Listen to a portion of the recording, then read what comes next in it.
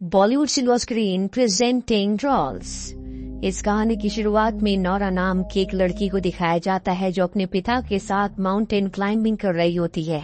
ऊपर चोटी में पहुंचने के बाद उसके पिता उसे सामने पहाड़ दिखाते हैं और कहते हैं कि आज भी हमारी दुनिया में ट्रॉल्स हैं जो अपने आप को दुनिया से इंसानों से छुपा कर रखते हैं। नौरा के पिता ने उसे कुछ वक्त पहले एक कहानी सुनाई थी जिसमें उन्होंने 13 ट्रॉल्स के बारे में बताया था जो एक पार्टी में गए थे जहां पर उन्होंने बहुत ज्यादा नशा कर लिया था, जिसके बाद वो सूरज की रोशनी में आ गए जिसकी वजह से वो पत्थर के बन गए। नौरा के पिता नौरा को कहते हैं कि सामने पहाड़ में आज भी ट्रॉल्स हैं। नौरा उनकी बात पर विश्वास नहीं करती और उसके पिता कहते हैं कि तुम्हें अपनी मन की आंखों से देखना चाहिए। और जब वो अपने मन की आंखों से ध्यान लगाती है तो उसे सामने पहाड़ पर हलचल दिखती है जिससे वो घबरा जाती है। दरअसल ट्रॉल्स के बारे में पौराणिक किताबों में लिखा हुआ है जिन पर अब इंसान विश्वास नहीं करते।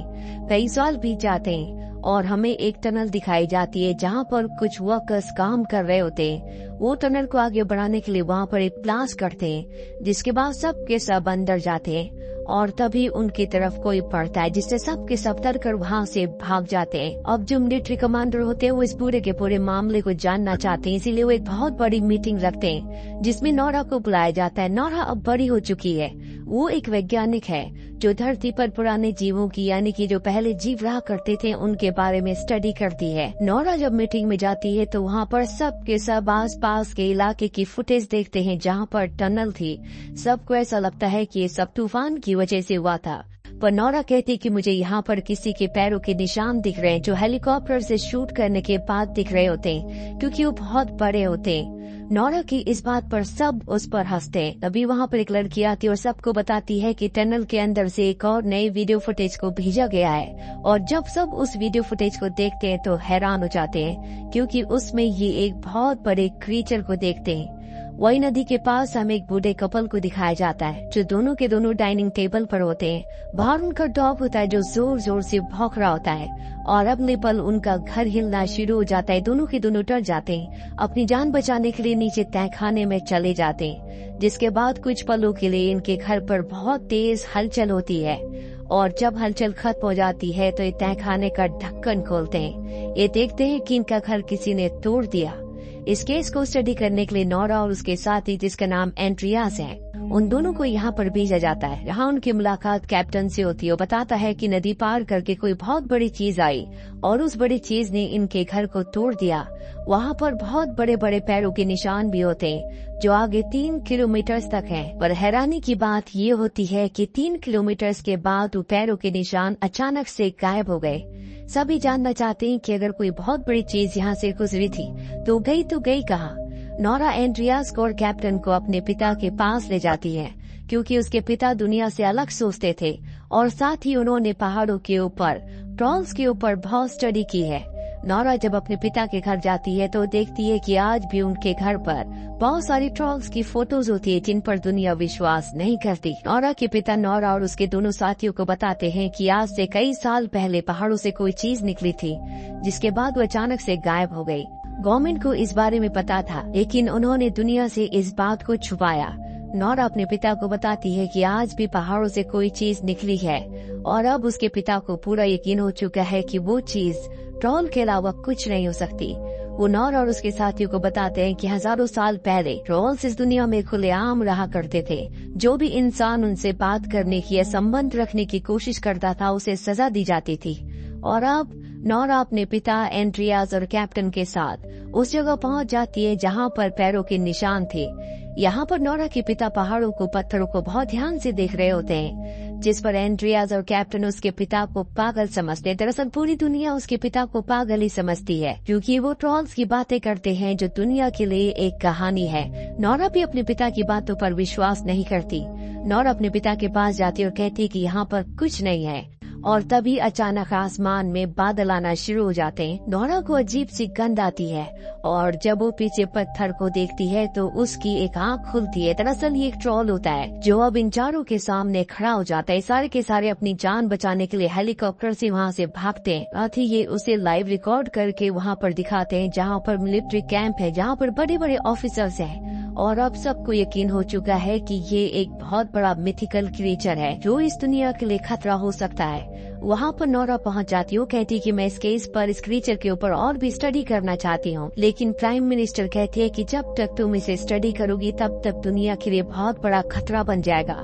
तुम्हारा काम खत्म हो चुका है और अब मिलिट्री अपना काम करेगी, यानी कि ये उस ट्रोल को मारना चाहते हैं। यहाँ पर कैप्टन अपनी टीम के साथ वहाँ पर जाने की तैयारी कर रहा होता है। नोरा कहती कि हम भी तुम्हारे साथ जाना चाहते हैं। हालांकि कैप्टन को इस बात की इजाजत नहीं होती, लेकिन फिर भी वो नोरा को, उसके पिता को और एंड्रियास को अपने साथ ले जाता है। ये उस जगह घात लगाकर बैठ जाते हैं जहाँ पर अब कुछ ही पलों में ट्रोल आने वाला है और अगले पल इनके सामने विशाल ट्रोल होता है। इसके ऊपर कई हमले किए जाते हैं, जिससे ट्रोल को बहुत गुस्सा आ जाता है। वो इनके ऊपर हमला करना शुरू कर देता है, जिससे काफी सारे सोल्जर्स मारे जाते हैं और अब सब अपनी जान बचाने के लिए भागने लगते हैं। लेकिन तभी नोरा के पिता ट्रोल के सामने आ जाते हैं। वो उससे कहते हैं कि तुम शांत हो जाओ, तुम पर कोई भी हमला नहीं करेगा। ये सुनने के बाद ट्रोल शांत हो जाता है। दरअसल वो इंसानों की भाषा को समझता है और अब इससे पहले कि नोरा के पिता कुछ और कहते, वहाँ से कुछ सोल्जर उसके ऊपर एक बार फिर से हमला कर देते हैं, जिससे वो उनके टैंक को अपने पैरों के तले कुचल देता है और साथ ही वो नोरा के पिता के ऊपर भी हमला करता है, जिससे नोरा के पिता दूर जाकर गिरते हैं। ट्रोल को देखकर लगता है कि उसकी आंखों में, उसके मन में दुख है। ट्रोल वहाँ से चला जाता है। नोरा अपने पिता के पास जाती है। उसके पिता अपनी जिंदगी की आखिरी सांसें ले रहे होते हैं। मरने से पहले वो अपनी बेटी को कहते हैं रॉयल पैलेस और घर। इसके बाद उनकी मृत्यु हो जाती है। नोरा अपने पिता की मृत्यु से टूट जाती है।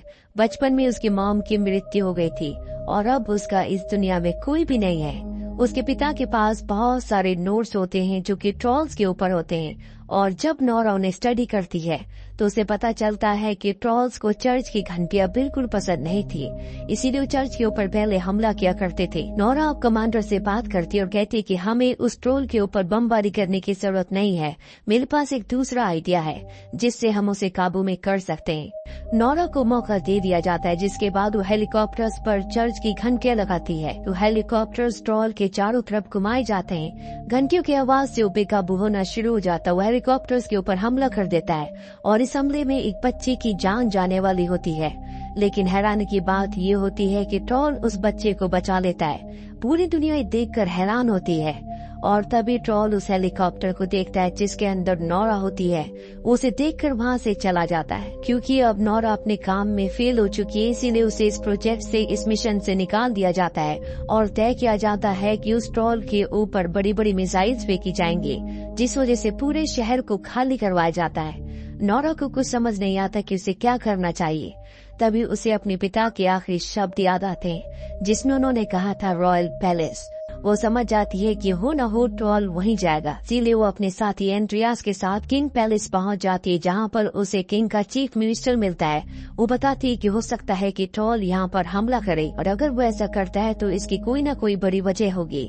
चीफ मिनिस्टर बताता है कि पौराणिक किताबों में लिखा हुआ है कि अगर किसी राजा का घर दूसरे राजा के घर के ऊपर बनाया जाए तो बहुत शुभ होता है। और यहाँ पर जहाँ पर किंग पैलेस है, यहाँ पर ट्रोल्स का घर हुआ करता था जो इन पहाड़ों के राजा थे। लेकिन यहाँ के राजा ने उन सब को मरवा दिया ताकि उनके घर पर अपने महल को बनाया जा सके।